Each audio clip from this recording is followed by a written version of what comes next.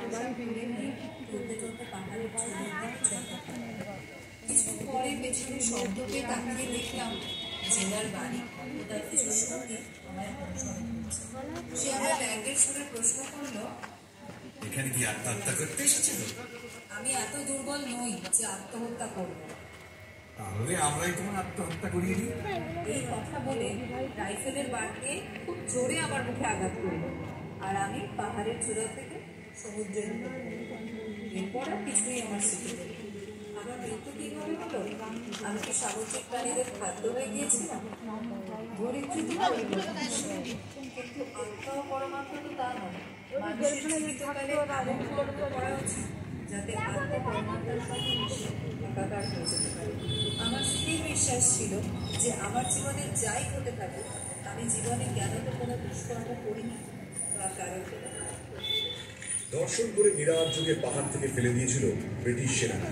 এত কষ্টের পরও মীরা কখনোই নেতাজি সম্পর্কে ব্রিটিশদের কাছে কিচ্ছু মুখে দেন। এত কষ্টের পরও অবশেষে প্রাণে বাঁচে সে। দেশ স্বাধীন হওয়ার 1 বছর আগে 1946 সালে মুক্তি পান মীরা। কিন্তু জীবনের এই ভয়ঙ্কর নির্যাতন সহ্য করেও লড়াই কিন্তু তিনি থামিয়ে দেননি। তিনি আবারও লড়াই নেমেছিলেন। তিনি যে নেতাজির বোন, তিনি কিভাবে হেরে যেতে পারেন? স্বাধীন দেশেও মীরা আর্য লড়াই করতে লাগলেন হায়দ্রাবাদের নিজামের শাসনের বিরুদ্ধে। নিজাম সেখানে পাকিস্তানে যোগ দেওয়ার জন্য হিন্দু নিধন শুরু করেছিল। মীরা আন্দোলনে যোগদান করেন। রাজাকারদের বিরুদ্ধে কাশেম রিজভির নেতৃত্বে যে ভয়ঙ্কর রাজাকাররা ছিল, তাদের বিরুদ্ধে মীরা আন্দোলন শুরু করেন। বন্দী হন নিজামের কারাগারে।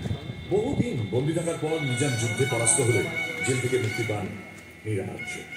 হায়দ্রাবাদের ভারতের অন্তর্ভুক্তি ঘটে। হায়দ্রাবাদ থেকে নিজামের অত্যাচারের বিরুদ্ধে আর্য সমাজ বিরাট ভূমিকা নিয়েছিল, আর মীরা আর্য তিনি ছিলেন এই আর্য সমাজের। তাই তিনি এই আন্দোলনে যোগ দিয়েছিলেন। হায়দ্রাবাদ থেকে মুক্তির পর মীরা নিজের গ্রামে ফিরে এসেছিলেন, কিন্তু সরকারের বিপ্লবী নারীকে কোনো সাহায্য বা সহযোগিতা কোনো কিছুই সেভাবে করেনি। গ্রামে তার আত্মীয়রা তাকে থাকতে দিতে পর্যন্ত চাইতো না। গ্রামের মন্দিরে ঢুকতে দেওয়া হতো না।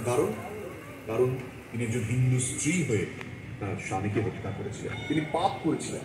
ভারত সরকার তো আজাদ হিন্দ বাহিনীর সেনাদের সেভাবে কখনো সাহায্যই করেনি। মীরার এই জীবন চলত সেলাই করে, ফুল বিক্রি করে, কাগজ বিক্রি করে। এত যন্ত্রণা শুধুমাত্র নেতাজিকে ভালোবেসে সহ্য করা যায়। মীরা আর্য আজীবন সংগ্রামী ছিলেন।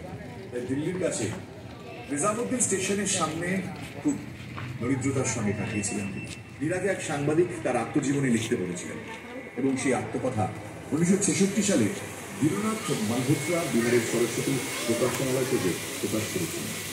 এই প্রকাশনাটি ছিল 1975 সালে দেশের জরুরি অবস্থা জারি হলে কংগ্রেস সরকার বইটি বিক্রিতে নিষেধাজ্ঞা জানায়। অভিযোগ তারা জানেন যে এই দেশের মানুষ